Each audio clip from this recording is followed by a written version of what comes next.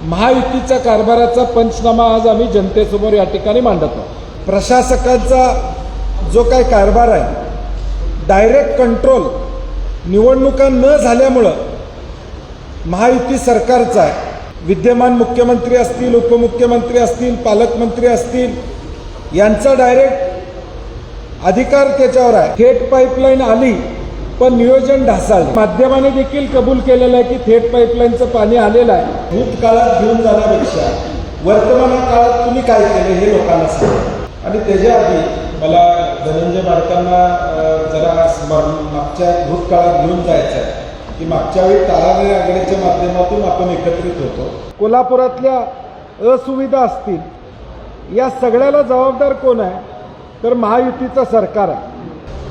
कारण की ज्यावेळी पालकमंत्री म्हणतात की आता डायरेक्ट आमचा कंट्रोल आहे महापालिकेवर, ज्यावेळी सत्तेतले आमदार म्हणतात की आमचा डायरेक्ट कंट्रोल आहे, मग आता जबाबदारीसुद्धा त्यांनी घ्यावी।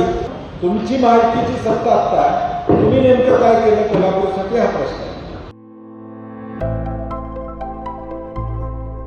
कोल्हापूर महापालिकेची निवडणुकीची रणधुमाळी सुरू आहे आणि या निवडणुकीमध्ये कोल्हापूरमध्ये महायुतीच्या माध्यमातून प्रशासकांचा जो काही कारभार आहे, डायरेक्ट कंट्रोल निवडणुका न झाल्यामुळं महायुती सरकारचा आहे।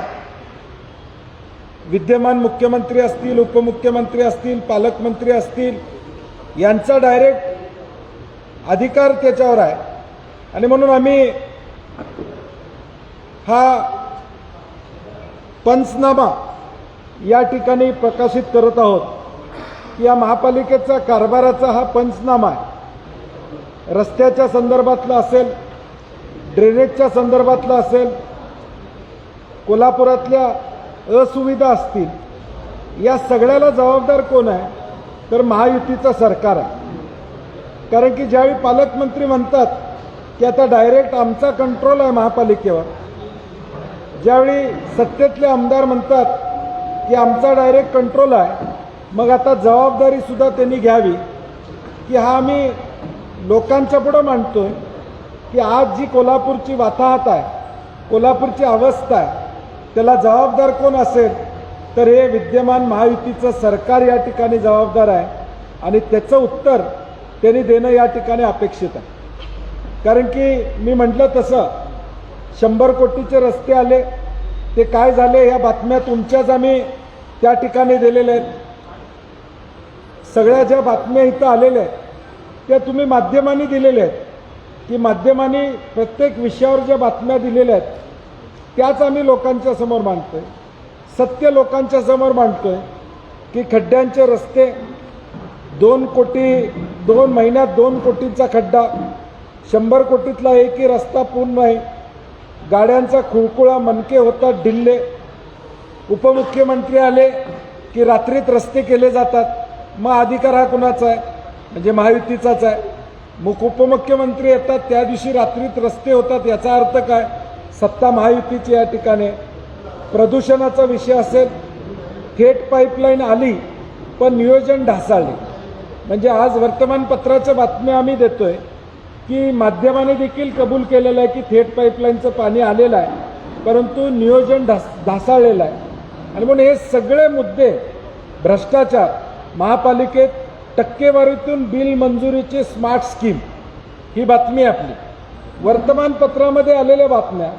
सांडपाण्याची समस्या उग्र, नागरिक त्रस्त, ड्रेनेजचा भ्रष्टाचार असेल, निधी 38 कोटी तरी प्रदूषणात भर, पंचगंगेत सांडपाणी, आकाशात धूर, ह्या सगळ्या झूम प्रकल्पाचा विषय असेल, पार्किंगचा विषय असेल, वाहतूक कोंडीचा विषय असेल, ड्रग्ज, मारामारी, खून, कायदा व सुव्यवस्था या कोल्हापूर शहरातली बिघडलेली आहे, याला जबाबदार महायुती आहे।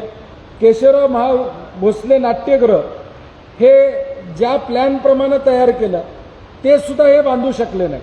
म्हणजे मी व्हिजिट त्या ठिकाणी केली नाही, परत ते म्हणले असते विरोधक आमच्या कामावर टीका करतात, परंतु तिथला जो काही रिपोर्ट आला, श्रीमंत छत्रपती शाहू महाराज आणि तिथली कमिटी ज्यावेळी गेली त्यावेळी जे ठरलं होतं त्याच्यापेक्षा वेगळं तिथं झालेलं आपल्याला अनुभवाला त्या ठिकाणी आलेला आहे. मैदान आणि बगीचाची परिस्थिती आणि अंबाबाई मंदिरच्या परिसरामध्ये आज लाखो पर्यटक येतात, तिथली दुरावस्था, हा सगळा महायुतीच्या कारभाराचा पंचनामा आज आम्ही जनतेसमोर या ठिकाणी मांडत आहोत. मला वाटतं त्यांना आठवण करून देणं गरजेचं आहे की मागच्या 5 वर्षातल्या सत्तेत हसन मुश्रीफ साहेब आणि राजेश क्षीरसागर आमच्याबरोबर होते. परिवहन सभापती मुलाकडे होतं, शिवसेनेकडे होतं, महापौरपद राष्ट्रवादीकडे 2 वर्ष होतं, उपमहापौरपद त्यांच्याकडे होतं. त्यामुळं बोर्ड दाखवताना त्यांनाही मला वाटतं त्यांना टार्गेट करता येत नाही म्हणून मला टार्गेट करत असतात. आणि त्याच्या आधी मला धनंजय माडकांना जरा मागच्या भूतकाळात घेऊन जायचं आहे की मागच्या वेळी ताराने आघाडीच्या माध्यमातून आपण एकत्रित होतो. त्यामुळे तुम्ही कुठल्या विषयावर बोलताय याचं पहिलं ज्ञान आत्मसात करा आणि मग टीका करा. कारण की 5 मध्ये देखील सत्तेत असताना तुम्ही होता, 10 मधल्या सत्तेत काँग्रेस आणि राष्ट्रवादी मुश्रीफ साहेब होते, 15 ते 20 मध्ये मुश्रीफ साहेब राजेश क्षीरसागर हे काँग्रेसच्या सत्तेत होते. आणि म्हणून मला वाटते भूतकाळात घेऊन जाण्यापेक्षा वर्तमान काळात तुम्ही काय केलं हे लोकांना सांगा. तुमची माहितीची सत्ता आत्ता तुम्ही नेमकं काय केलं कोल्हापूरसाठी हा प्रश्न आहे.